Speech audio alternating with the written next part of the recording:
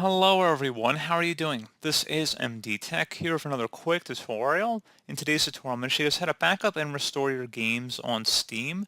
So this should hopefully be a pretty straightforward process, and without further ado, let's go ahead and jump right into it.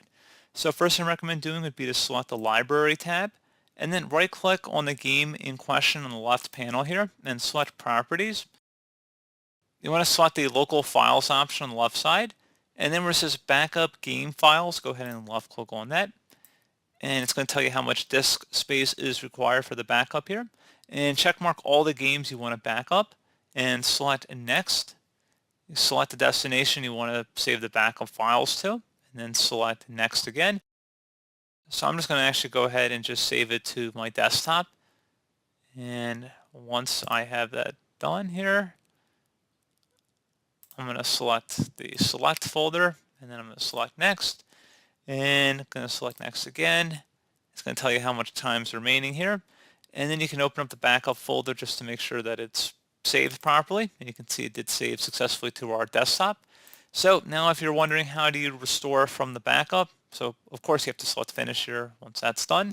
And assuming you want to back up from the backup, just select the Steam tab up at the top left, and then select where it says Backup and Restore Games. Where it says what would you like to do, select Restore Previous Backup, and then select Next.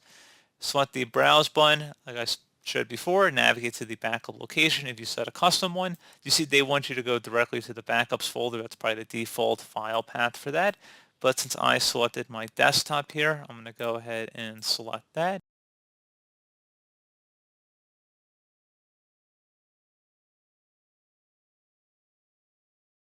And then you're going to select the Select folder, and then select Next. So you see it did find the program backup, by the way.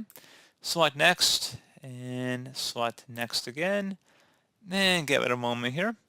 And since there aren't any actual game files, I haven't played at all on it basically, that's why it's not installing here.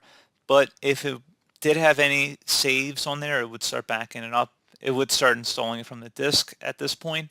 So again, pretty straightforward process here, guys. I do hope I was able to help you out, and I do look forward to catching you all in the next tutorial. Goodbye.